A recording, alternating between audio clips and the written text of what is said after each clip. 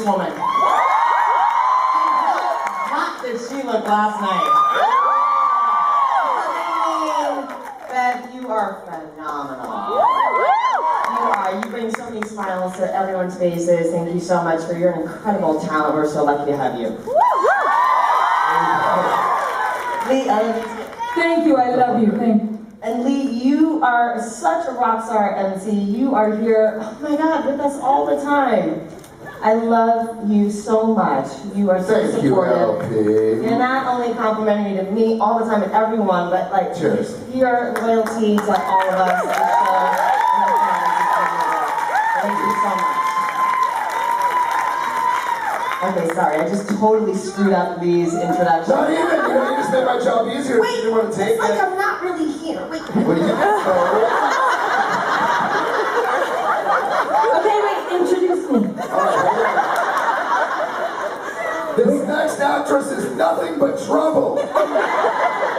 Everywhere she goes, she ruins everything. Everything!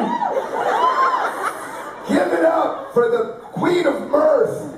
The Mistress of Mayhem. I don't know if I have another one in me. My brain is just on rot.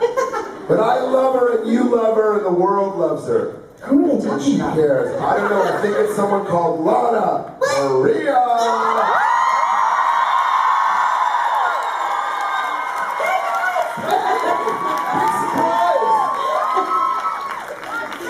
Awesome, thank you. I got water for you if you like it. I have gummy bears I've been throwing at the audience. Are you all set? I just totally screw up my hair. Hold on. Yeah, we're good. Hey! I love you too! Can't have too much fun out here. Never. This has been the hallmark of the whole weekend. We have no fun, right everybody? No fun! All right, love you, Lana. See you Love you later. too. Thank you guys. I will not be throwing gummy bears the way other people have thrown paper towels at people. I will not be throwing gummy bears.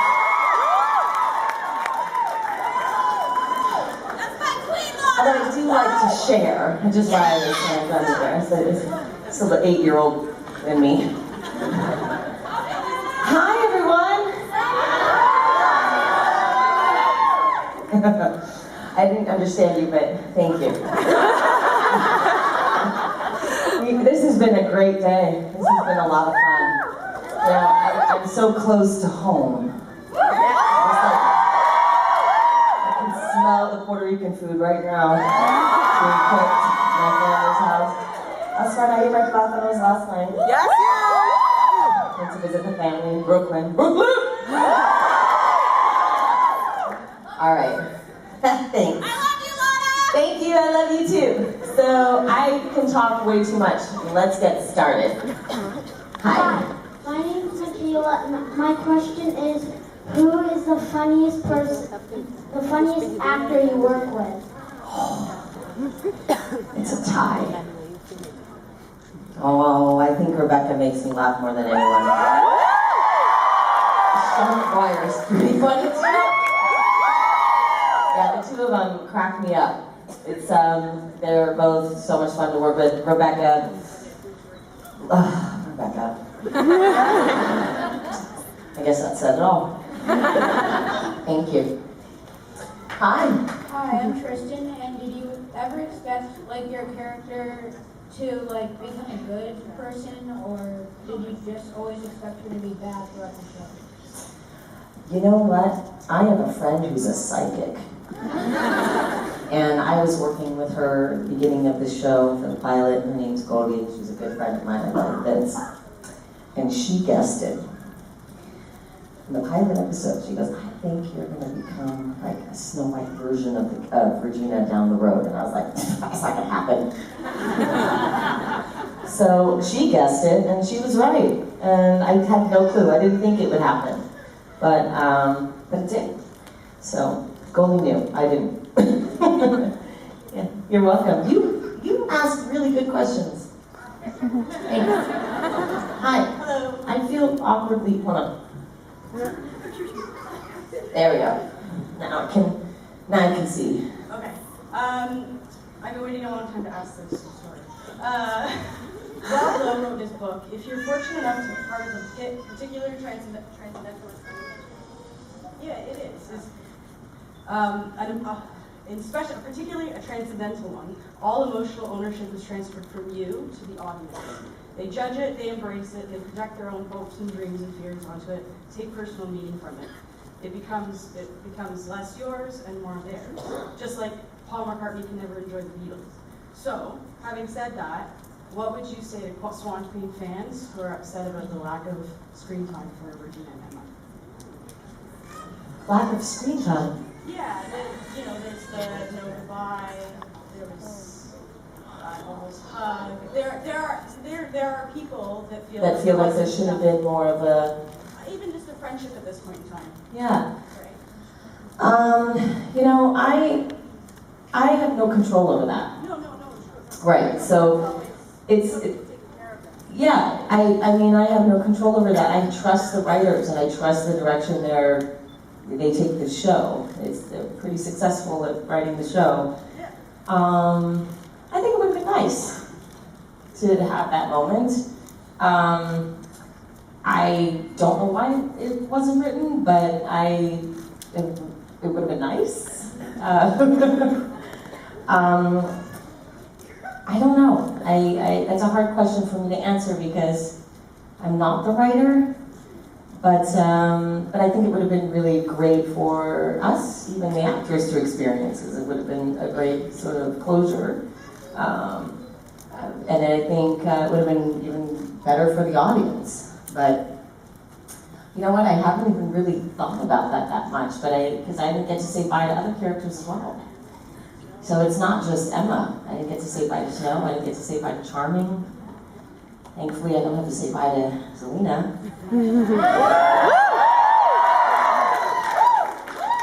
Yeah, and saying bye to Jared was horrific. That broke my heart. I almost choked on a gummy bear. That was a hard one. And I remember saying bye to him kind of last season in a scene. And I remember he was on stage, and then all of a sudden I realized that this was my last scene with him, so I thought. And I broke down.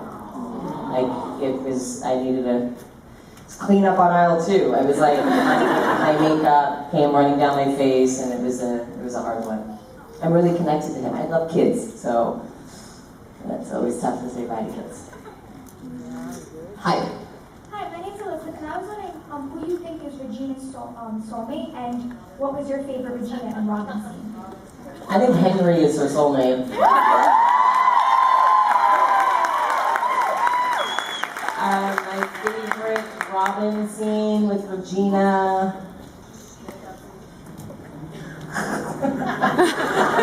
That's your favorite. I always really loved the first meeting when they met in that farmhouse. I thought that was cute, and I also loved the moment with them in Regina's office in front of the fireplace when they were having like that picnic in front of the fireplace.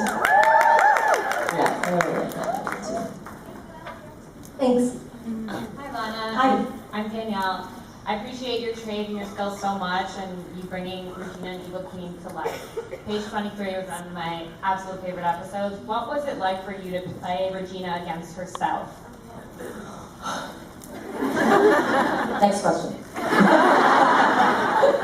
It was intense. It was really tough. It was a learning experience. Never done anything like that before. I know Tatiana Maslany did it on North. And I should have called her. How'd you do it? But it was, I think, a learning experience for everyone involved, including the crew and producers, etc. I loved it. It challenged me in ways I never expected, and I think I became a stronger actress because of it. Thank you. Hi. Hi, I'm Shira. What's that about? I have a lot of friends in this fandom, and that's all of them. Yeah, that's great.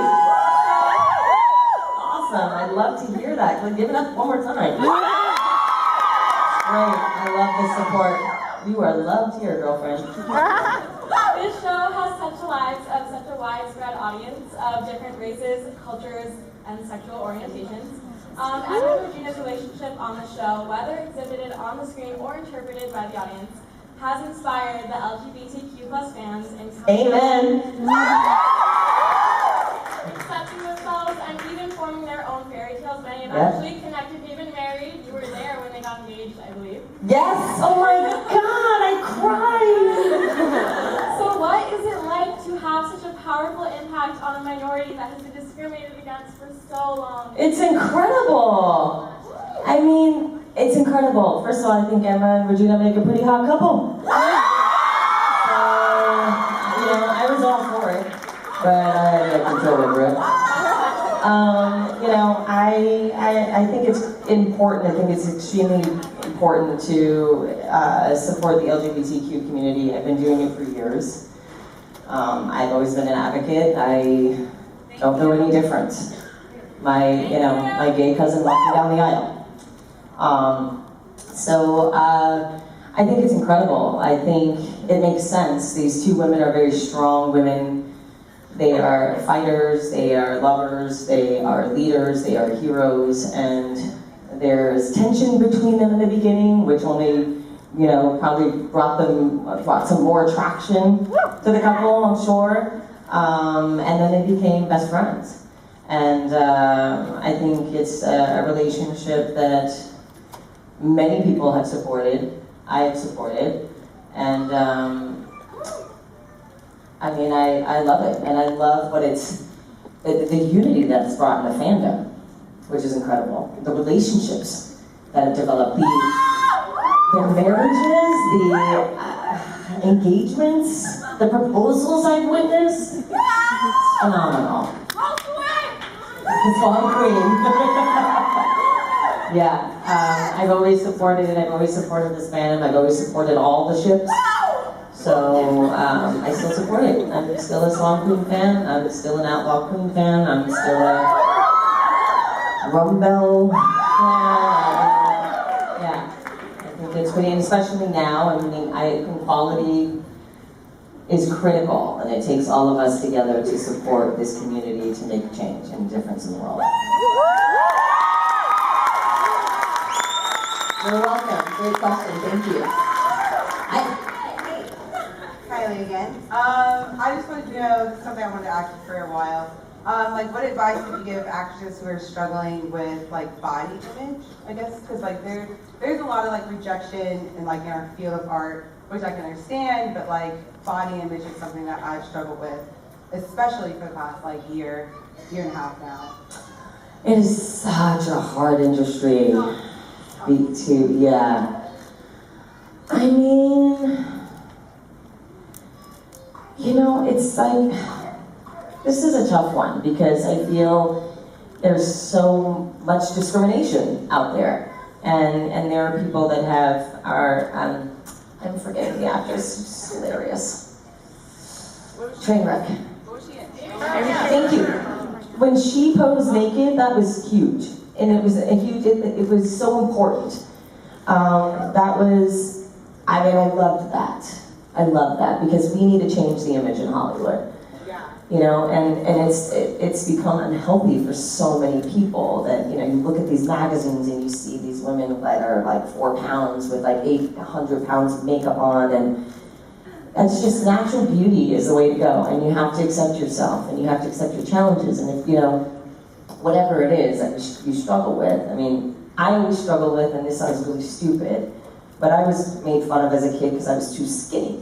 I was skin and bones. And being Puerto Rican Italian, I was why don't I have more curves? How come I'm not more voluptuous? Why is my, And it's true.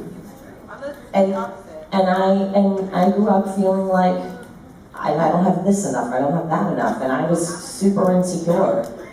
And then I just started putting it out there. And I was you know what? This is what I got. This is what I was born with, and the only way I was able to overcome my insecurities with my body was to put it out there. And I don't mean put it to other people, but find ways to accept your what you've been blessed with, and try to try to surround yourself around a community of people that either struggle with the same thing and they're all trying to outgrow these insecurities or overcome them somehow. But yeah, embrace your natural beauty. That's been a message I've been trying to put out there in the world as best I can. So I hope that answers your question. It did. Okay. Thank you. You're working on it. I think you're stunning. And yeah, I think you're beautiful. And I'm sorry this industry and media and Hollywood has just created so much pressure for so many people in the world, including myself. Yeah. So we can beat it. Amy Schumer did it. She's pretty ballsy. Yeah. She owned it. Own it, girl. You're beautiful.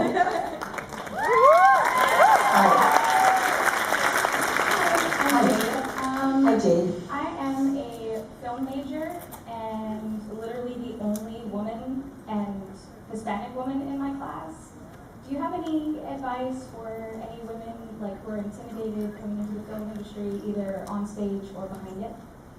Yeah, I mean, I think it's starting to shift, especially with the, hashtag #MeToo, everything that's happening right now. Women are now really coming out and standing up for themselves more than ever, I find. I mean, especially in this industry. Don't let, if you can, being a Latina in this industry, when I first started, I was auditioning for all these parts as the Latina, and I would hear, she's not dark enough, or her lips aren't big enough, or, her hair's not curly enough, or whatever it was, and I just said, you know what, I can't let that noise get in the way. I just gotta produce great work. And if you continue to just produce great work, no one's gonna care what you look like, or, you know what I mean? It's, your film is gonna impact.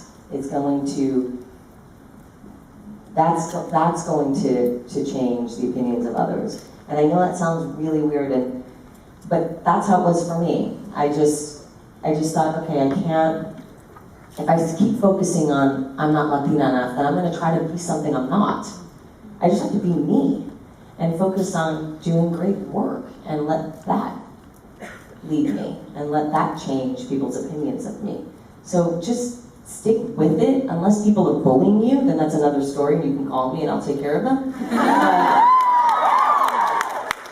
Don't let that be a distraction for, where you want to go with your craft and your artistry. You just stick with what you're doing. And things are starting to change. I mean, we have a Dominican Cinderella. How old are you? You're 19. In 5 years, it's going to be so different. It's going to continue to shift and change and evolve. So just keep doing great work and don't let that get in the way. And if someone's messing with you, you have a lot of people who have your back right here. Hi. Hi, I'm Jessica. Hi, Jessica. So some people didn't like Regina at first, and now that she's redeemed herself, she's loved. Do you feel those effects as an actress? Do I feel the effects? Yeah. How does it make you feel? That she's loved? Yeah, well, I used to hear that we love to hate her. And I was like, awesome, that's a nice compliment, because I played a villain, so I get it. I get that she's a controversial character and people were gonna hate her and not like her, but again, if I just focus on my craft, if I don't get caught up in the noise and chatter of what people are saying, then I'm good. Then I can just do my work and let that speak for itself, and then people can judge me according to that. But once I let these voices in my head, then it screws with my process, and then I'm no longer authentic. So I'm fortunate because I've always heard, oh, we love to hate her. And then, oh, we feel so bad for her. Oh, we love her. So it's been an evolution with Regina, and I've loved every step of it, every step of the way. It's been great. So you're welcome. Hi. Hi, I'm Tommy. This is a less insightful question, but I was wondering, who's your favorite member in the cast to impersonate, and can you impersonate them?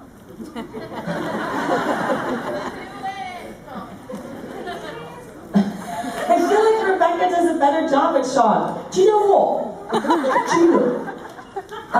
She always says that, right?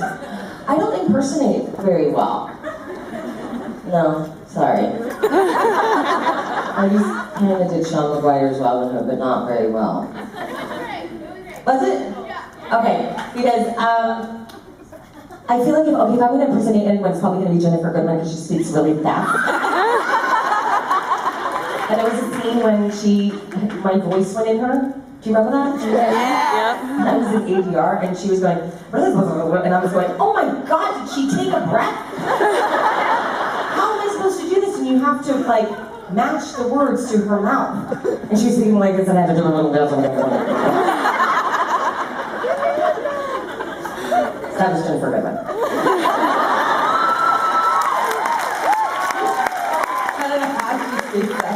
I love that girl. That's crazy.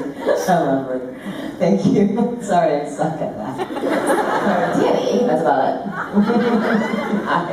Hi, Lana. Hi. I'm Bond. My question is about Graham, and I was wondering that since Graham was played by Jamie Dornan, who later went to do 50 Shades, how does it feel to know that you worked with and kissed the infamous Mr. Graham?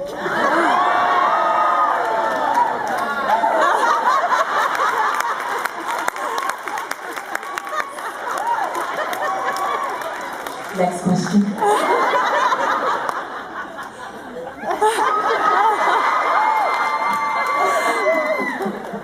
That was really corny. Anyway. I mean, yeah, it's cute. Everyone knows that, but yeah.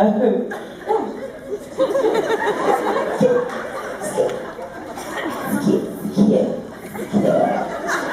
Hi. Hi, my name is Angie, and I was wondering, what was your favorite line as Regina as the Evil Queen? There we go. She's like, here it is, here's the question. The later bitch.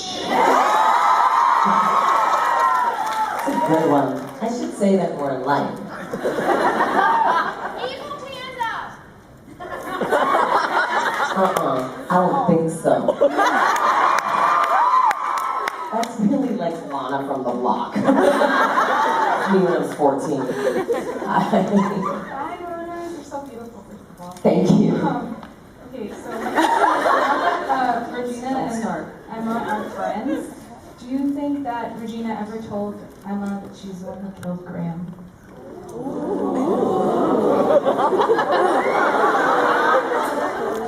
No.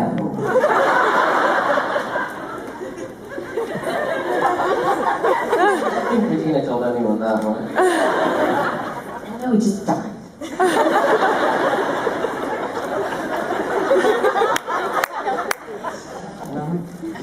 That one's going to her grave.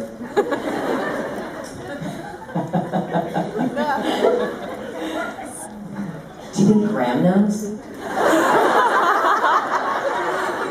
you think in the underworld he's gonna like try to get back at me somehow? He's too busy. He's on another job. Hi. I'm Lana. I'm from Brazil. You're Lana? Lana. Oh, alright. Not that I'm not excited. Nice to meet you. My question is about the process of accepting yourself, like your natural self, because you're doing this thing on social media. Yeah. Embrace your natural beauty, your natural self. Embrace your... Thank you. Yeah. I'm wearing my natural hair today, but I'm still not fully content with it.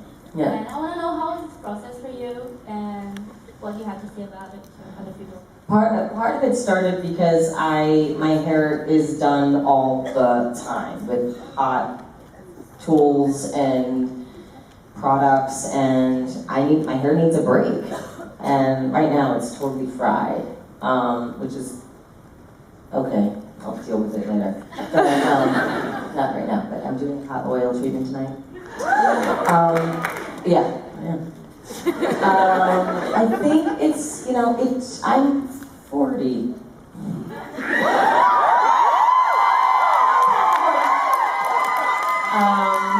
Everyone knows I'm 40, it's no secret. But it took me a long time to get to the place where I am wearing my hair curly on camera. I never did that because Your natural hair is really beautifully colorful. thank you so much, thank you. And it took me a long time to get there, and then it really started with like giving my hair a break, and then learning to sort of deal with it the way it is because I'm Puerto Rican, so my hair's like tripolar though. It's like it has like kinks and curls and then waves and some straight parts. So it's temperamental. And it's hard, and I just gotta work with it to the best of my ability. Play with it. Rebecca taught me some things with curls when you're like when it's wet, just like curl it with your finger and kind of let it dry like that, and use products and try to play with it. Like I have to use oils and stuff, to kind of keep the frizz looking like a chia pet. Let's attract a chia pet, but. I think let it, just try to embrace it the best you can. Spend a weekend at home, maybe just play with it, try new things, and then go out. And the more you do it, it's like anything, like this, when you have, insecurities about your body, the more you start to put it out there, the easier it becomes. Love you. You're beautiful! Thank you. All of you are too. Thank you. Thank you. I love you! Okay. Anyway. Thank you. Hi. Hi, Lana. Hi. I love your shoes, by the way. They're stompers. That's with me. As much as I love Once Upon a Time, I also love the show Windfall. And I know in the last episode, we see Cameron and Beth in the airport, and then Nina's like standing there, and like we don't know what happens next, and that pisses me off so much. So I want to know, like, what would you think that happened after that? If you think Cameron and Nina would like be together, or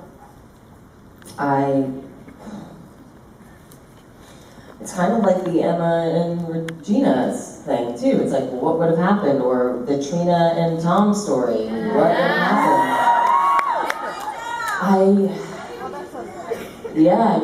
I don't know if she would have kept it or not, or who knows what would have happened. I think that it still would have continued to be a bit complicated between Cameron and Nina. I think it would have taken, there was a lot of drama, there were children involved, and they were having an affair. So I think it would have been messy for a long time. And then maybe eventually end up together. I don't know.